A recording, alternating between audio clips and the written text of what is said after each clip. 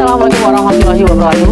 Teman-teman, aku menemukan satu buah komentar yang mana di sini komentarnya Mas Dehan Ahmad ya. Total aku nganggur 1 tahun. Wow, ini nganggur sampai 1 tahun berarti 4 kali ya, 4 kali pindah atau 5 kali ini. Nah, di sini saya akan sedikit menjelaskan dari teman-teman kemarin yang bertanya tentang, Mas, kalau nganggur di Korea itu butuh modal berapa? Nah, dari pengalaman saya sendiri ya. Tapi sebelum saya jawab pertanyaannya, saya akan bacakan beberapa komentar di sini ya tentang nganggur di Korea. Loh, SLC itu kan kontrak kerja masa nganggur ya. Di sini menjelaskan tentang nganggur ya semuanya ya. Karena di video ataupun uploadan seputar Korea itu menjelaskan banyak sekali tentang nganggur ya. Intinya bisa pindah. Saya udah sekali pindah pabrik, tapi ya gitu, harus siap dana selama nganggur. Nah, ingat siap dana. Nganggur kan bisa diperpanjang kontraknya, yang penting sudah jadi karyawan pabrik. Ini tidak masuk ya. Nganggur kan bisa diperpanjang kontraknya. Di mana diperpanjang kontraknya nganggur? Nggak bisa. Kalau pencarian kerja 3 bulan habis ya sudah, nggak bisa diperpanjang lagi ya. Terus yang Mas Dehan Ahmad itu totalku nganggur 1 tahun. Nah, ini loh yang sampai 1 tahun ini modalnya berapa ini? Yang dikeluarkan udah banyak tentunya. Lah, dulu aku sering nganggur, apalagi kalau musim salju.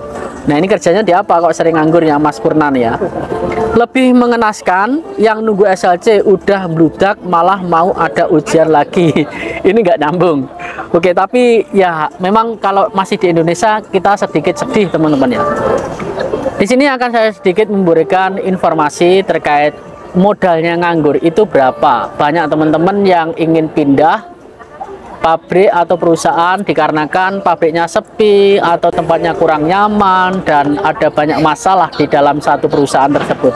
Entah itu karena pekerjaan atau dengan orang lain atau dengan sajang atau juga bisa dengan mandor atau juga bisa dengan lingkungannya yang kurang nyaman. Kalau kalian mau nganggur di Korea itu harus butuh modal.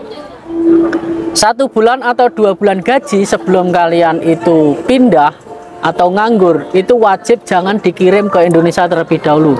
Karena apa? Saat kalian nganggur nanti butuh mencari file, transportasi, makan. Ya, kalau kamu punya tumpangan dari teman-teman itu tidak masalah. Terkait tumpangan, kalau tempat tinggal saya rasa masih bisa dikondisikan ya. Ikut teman, ikut di masjid, ataupun numpang ke orang yang belum kita kenal tapi baik. Ada itu teman-teman, orang yang belum kita kenal tapi baik, mau menolong kita, itu ada kalau tempat tinggal. Tapi setidaknya teman-teman, kalau kita nganggur, makan itu jangan minta gratis ya. Kita harus modal, kita harus bawa uang sendiri. Nah, jangan sampai numpang, kecuali teman-teman itu baru datang dikeluarkan oleh sajangnya. Nah, itu tidak apa-apa.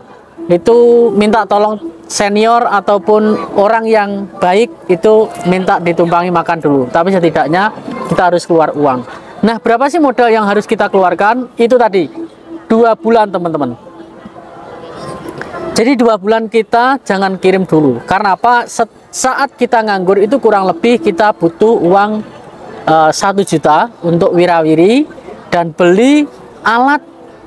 Nanti ketika sudah dapat pabrik baru tidak ada tempat tidurnya, tidak ada alas tidurnya ataupun bantal atau kasur atau selimut ya.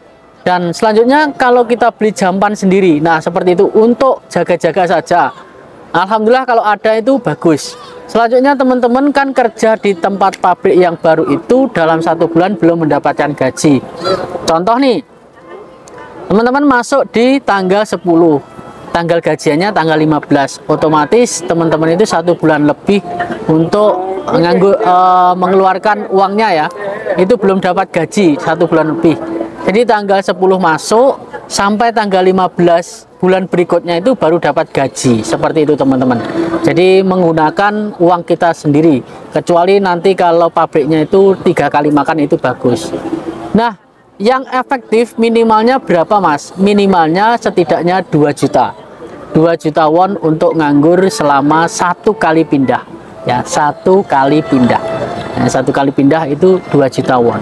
Nah, mungkin itu saja yang saya sampaikan buat teman-teman yang mau pindah, mempersiapkan diri, uang ataupun modal untuk nganggur. Siapa tahu teman-teman nanti saat nganggur itu tidak ada yang ditumpangi.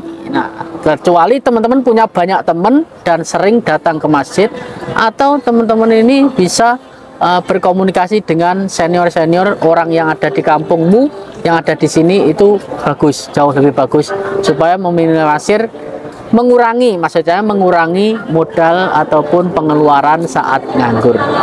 Semoga bermanfaat. Sampai ketemu lagi di video selanjutnya. Salam, kegagalan adalah kunci dari keberhasilan. Annyeonghaseyo.